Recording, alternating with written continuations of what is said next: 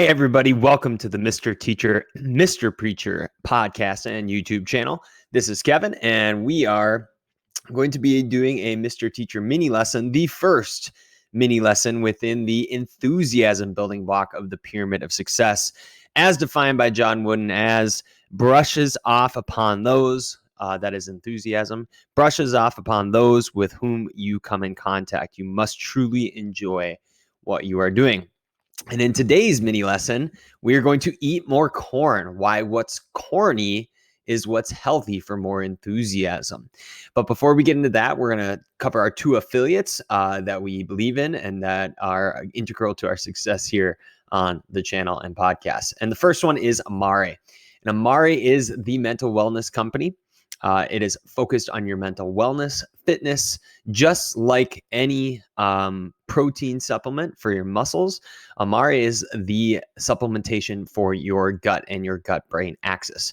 You do have a second brain, that is your microbiome in your gut. And by optimizing that through supplementation with Amare, you can feel and perform even better than you already are. So as much exercise is a miracle drug, it is. And as much as meditation is great and is very, very good, that third pillar of the stool is just taking care of your gut. And Amare's got you covered. I personally love the Happy Juice, which they have a new pack that is out. It's great way to start the morning, 24 ounces. You can get the watermelon or grape flavor, either way to go, and then mix in the Energy Plus. There's two flavors of that. And then the Menta Biotics, which is that gut supplement that gets right down to the core with their award-winning formula. So if you are interested in feeling and performing better with your mental fitness, check out amare.com, amare.com/36505, and check out that Happy Juice pack, among other things. The second affiliate that we are a fan of is where we get our books, just like the one we're going to talk about today, at bookshop.org, the local indie bookstore underdogs, bookshop.org. We will get those links in here so you can see all the books we read from the Industriousness month, that was last month, and or this month with enthusiasm. But go to bookshop.org. Know that your purchases help those local bookstores, indie bookstores all across the states.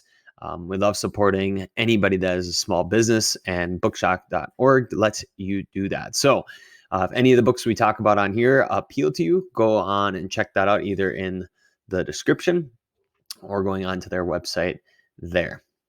Let's jump into our mini lesson for today. And it's going to be fairly simple because this is a meaty book. But the book is called The How of Happiness, A New Approach to Getting the Life You Want. And it's by Sonja Lyubomirsky. I always seem to get that name messed up. I digress. The idea behind eat more corn, why what's corny is what's healthy for more enthusiasm, is a lot of the enthusiasm or happiness type research is corny. It's not very sexy. A lot of the strategies are things such as a parent would tell their kid to eat your vegetables type of advice. And that is okay. I think it's still helpful to identify what are the things that make us happy and make us enthusiastic, fill our buckets, as it is said, and then finding out how we like to do that, or what is more natural, or what do we enjoy in these options. So Sonja does an amazing job going through the myths of happiness, the happiness set point, as we're going to see, talking a lot about fit, the person activity fit. She's written a number of research papers on that. We're going to show you that as well, how to score it. And then we'll go through the 12 happiness strategies she suggests in the book. She goes into great detail, a chapter on each. And you can kind of pick and choose which ones would best fit you. And she even has a good exercise for doing so within the book. So these happiness activities. The first thing, though, is what's called this happiness set point. And the graph is very helpful here. I want to be sure that you understand that these are not set numbers. These numbers have been walked back. So what's on the front of the book and in the book has been updated. She's even mentioned it in a podcast that these numbers are not an exact science. I think we can still extract the main theme of this, which is this. A majority of our happiness is set by genetics. We have nature, right? We come, with our own defaults, as it were. And we can see that in personality science, which is awfully sticky at some point. The 40% is intentional activity, or the promise of intentional activity, meaning a majority of our happiness we really can't control. It's out of our hands, but a lot of it we can. And notice how it's very close to that. Just as shocking is the smallest slice, which is circumstances or life events or situations. We tend to think that, something super negative or super positive would happen to us. You can think of an immense tragedy or coming into a lot of money like the lottery. Yet we tend to revert back to our general happiness level being our set point plus the intentional activities we choose. So we all have this, and the point of this graph, besides showing how small our circumstances is we do have a lot of control over our enthusiasm as an athlete, a coach, and a parent by the choices we make. And if you want to find a happy person, enthusiastic person is usually not an accident why they are that way. Sonja mentions and had adapted from Sheldon, this person activity fit diagnostic. And it is 5 attributes, and then you would score them 1 to 7. And what this does is you can take these happiness activities that Sonja mentions in a couple slides, and you can say, okay, well, on a scale of 1 to 7, you'd scale each of these, and then you use the little fit score formula on the next page.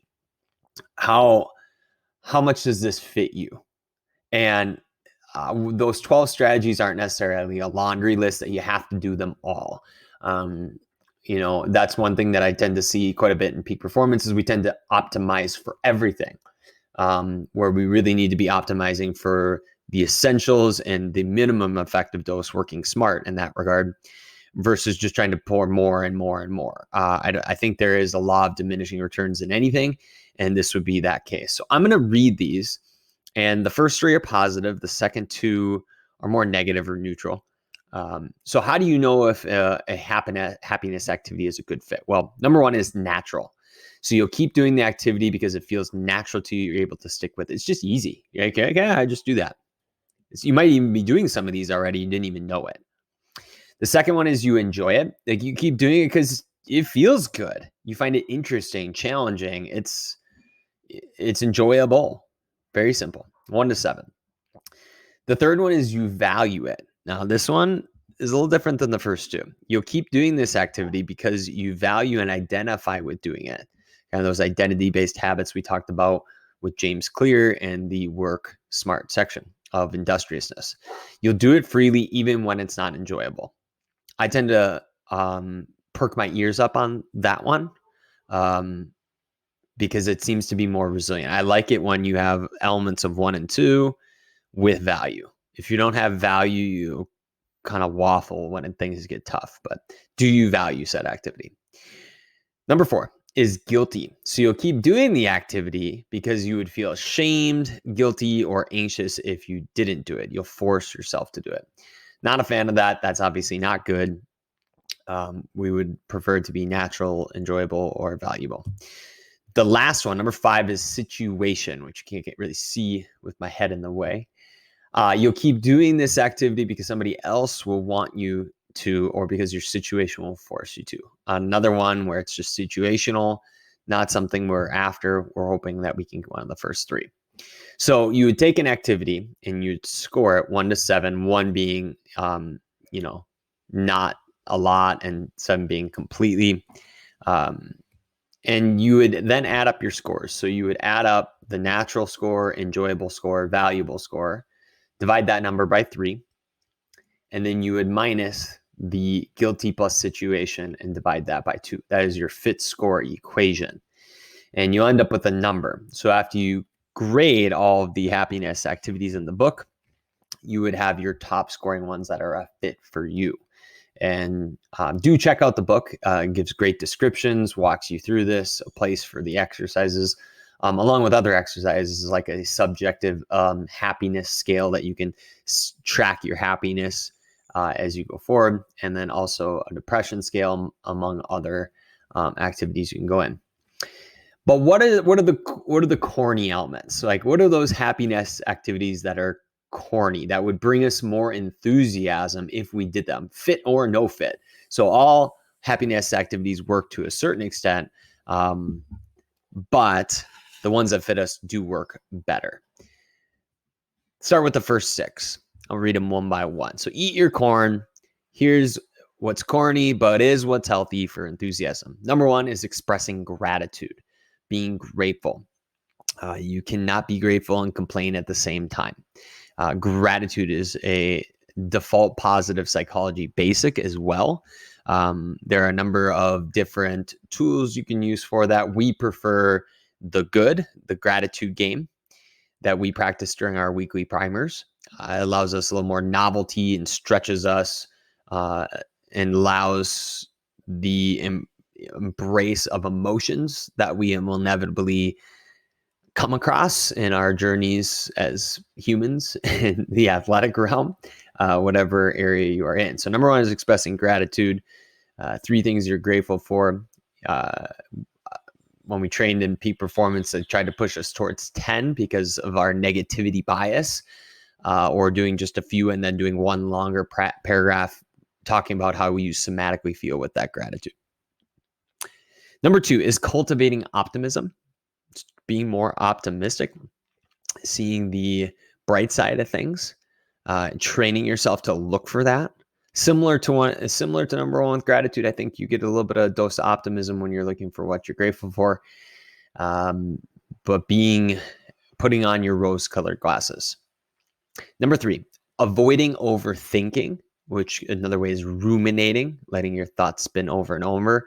Dr. Scott Barry Kaufman of the Psychology Podcast would say not all of that is bad with the default mode network firing, but it's really easy to fall down that trap if you're an introvert and you're constantly in your head.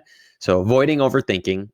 And the other one is avoiding social comparison, not comparing yourself, your possessions, your talents, your anything with others. One thing to avoid. Most of these are a to-dos as a not to do. And the amount of comparison and overthinking separately and in combination is almost overwhelming today. Keeping up with the Joneses, thinking you need this or that. And gratitude and optimism will mitigate that to an extent. And the book goes into strategies about how to apply that happiness strategy. Number 4 is practicing acts of kindness, being generous and kind to others, even in the smallest of ways. Doesn't always have to be financial, but making somebody else's day a little bit brighter, however you might do that. Number 5, nurturing social relationships. So with group flow versus individual flow, we know that in group flow, you get more and better drugs. Very simply. Social relationships, as we'll see when we get to the friendship building block after enthusiasm, that according to the longest running happiness study, the Grant study, it's all about relationships. Relationships are what keep us going, what keep us happy, especially the good ones. And investing in that is even better than investing in your nutrition, for example. Great tip to be able to do that. And Stephen Kotler talks about that in Our Country, the Peak Performance Aging book. That another kind of corny suggestion is just go outside and play with friends. And don't stop doing that. So nurture those social relationships. Number 6 is developing coping strategies. Similar to number 3, kind of a not to do and to do. So when you do face adversity, You need to have the ability to navigate that.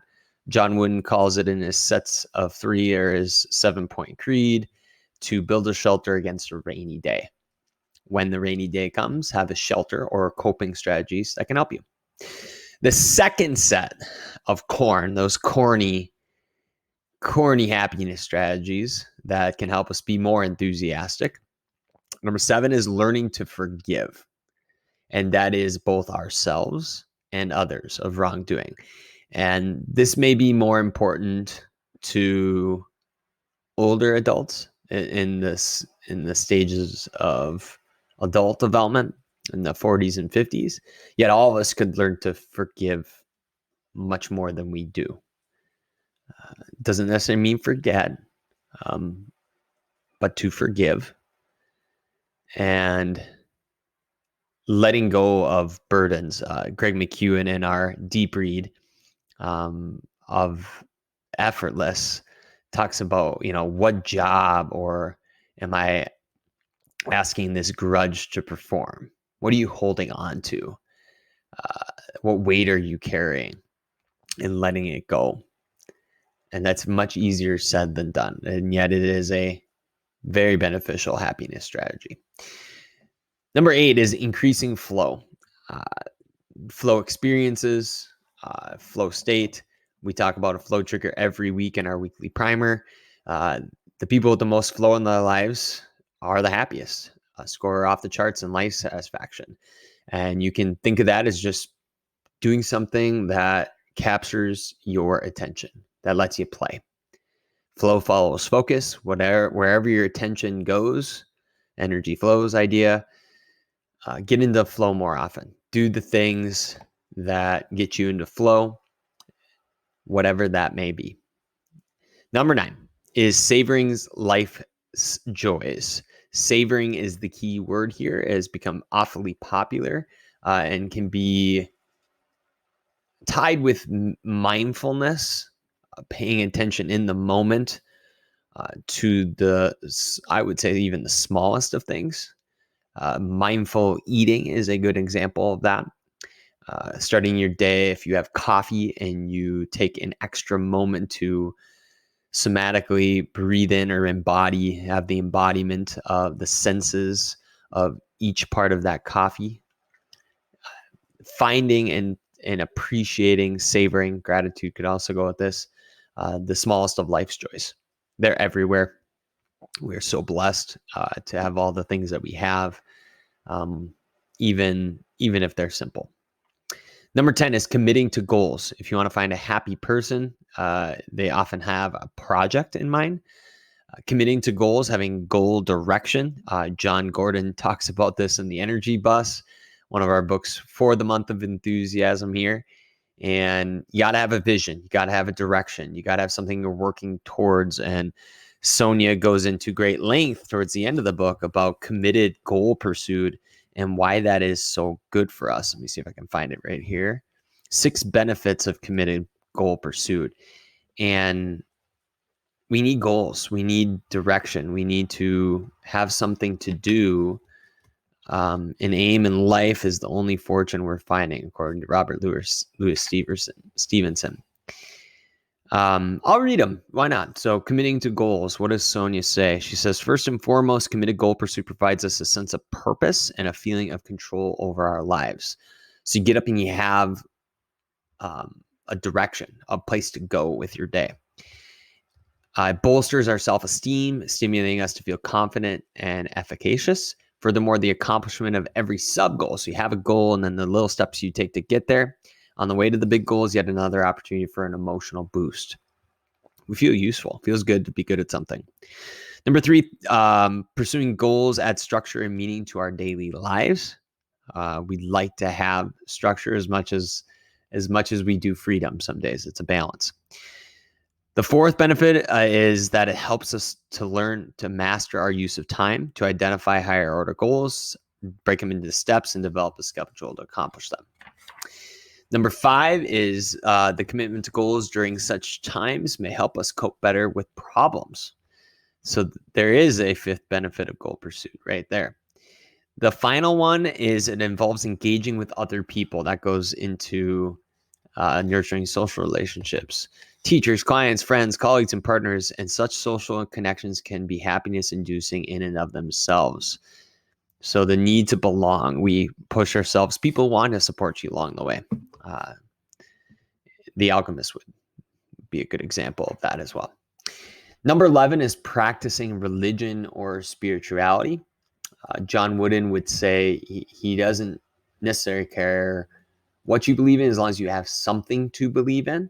I think he was a little bit more of a stickler than that.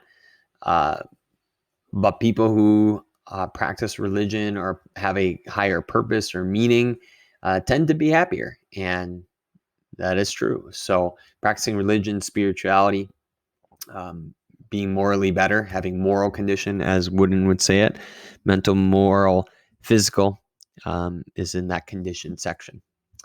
The final corny yet wonderfully boosting happiness activity that can generate more enthusiasm is meditation. So it's taking care of your body. It's meditation, fitness, just happy activities. These are also positive psychology basics. Meditation of any sort, whether it be loving kindness, focused meditation, open senses. I'm great with the non-sleep deep rest that Andrew Huberman seems to be championing of yoga nidra or nidra, however you prefer to say it, is great. I'm a fan of just-in-time meditation, meaning you match the meditation to the state you need to be in to do the next task. So if you do need to go into a social situation, you would maybe do a loving kindness. If you're trying to focus and do some deep work, that would be a focused meditation. If you're trying to be a little bit more creative or open-minded, that open senses meditation is great. And then anything for recovery is that yoga nidra. Fitness as well, similar to the person fit activity diagnostic from Sonja. Fitness is a miracle, absolute miracle drug, if we want to call it that. I don't really care how people move as long as they do. Finding the one that fits them, going into a culture that they want to be a part of that has attributes that work. I don't know where we fall off the train with we expect movement to look and feel a certain way with all the social signals we get and the body image issues of this is what health looks like. Finding that joy of movement. We'll be checking out Kelly McGonigal's work about exercise too down the road when we get to condition. Just find something that really fits you. When you have fit, you get grit. That may be something as simple as tying it to your personality. Some people are introverts. They just want to do something by themselves. Other people want the adrenaline. They want something that's going to get them all jacked up. Other people just want to do it in a group. Other people want to get embodied, where it's more yoga, Pilates, and they want to appreciate the movement, where it's relaxing them. Their lives are stressful and they need something to counter that. Excuse me. Some people, it's really just a type. I've tried a number of different fitness modalities. I prefer novelty in my workouts. That's my flow trigger of choice. So when I have something new each time, I love the novelty of showing up, not necessarily knowing what to expect when I get there. And that keeps my attention and keeps me going and gives me that fit to get the grit to consistently work out on a regular basis. So those are the ones that you have. A couple quotes and one more graph for you before we leave is there's no happiness without action. You can't just think yourself into happiness necessarily. You can think and grow rich if you want to go Napoleon Hill or the law of attraction. It's a lot easier to act your way into happiness. People who are happy and enthusiastic are that way because of those strategies that they're continually doing. They make you feel good, and when you feel good, you're more enthusiastic. The 5 hows of sustainable happiness are pretty straightforward, and you can see the breakdown here they kind of lop over with some of these other concepts that we've been covering, such as habit is 20% of it. You do these regularly. They're just not one-offs, similar to brushing your teeth or hygiene. You need to do a lot of these corny strategies regularly to get the benefit. Positive emotion, those are things that bring you joy. So savoring life's joys, getting into flow, playing, things that bring you positive emotions, do more of those. Optimal timing and variety. Variety is the spice of life, and doing things at the right time, that works as well. Social support, that's a positive psych basic. Having good relationships around you, the right number as well. So let's be optimal amount. Motivation, effort, and commitment would go into what I would say is the passion recipe and committed goal pursuit. These are also fuel you over the long run. And when you have all of these in place in varying amounts at the right time, it's hard not to be enthusiastic when you're after a goal. You have habits that give you those feel-good neurochemicals, and you have people around you that build you up, that aren't energy vampires. There are people who give you energy and give you support and build you up in the inevitable ups and downs along the way towards your goal. In the end, John Wooden talked about Abraham Lincoln. He's one of his two favorite people, along with Mother Teresa. And apparently, he said that most folks are as happy as they make up their minds to be. I would suffice to say it's their actions make them up to be. So those are really what we are after. So when we're talking about enthusiasm is not an accident. It does brush off of other people. That's called emotional contagion. We'll cover that in another mini lesson. But I just want to keep it nuts and bolts today with just proven research, very research-based strategies that build up that positive emotion to give you even a shot at being enthusiastic, to being happy. And if you can build those ones in that fit you, great. If these ones don't work for you, look for some others that do give you positive emotion or flow or relationships. This is not the most exhaustive list, but these are the ones that Sonja covered that can help us learn how to be happy and more enthusiastic. And do check out the book. So go to bookshop.org, The How of Happiness, Sonja Lyubomirsky. She has great stuff beyond this about happiness myths. And if you want to boost your happiness with Happy Juice, check out Amare, amare.com /36505. It's a great way to support the channel. Same thing with liking and subscribing. Appreciate it. We're going to keep rocking and rolling through the pyramid of success as we are on to the second building block of enthusiasm. And as always, never stop learning. Never stop stealing like an artist, as Austin Kleon say, because when you're through learning, you are through. Thanks for watching, everybody, and be a little more enthusiastic today by whichever corny happiness activity suits you. See ya.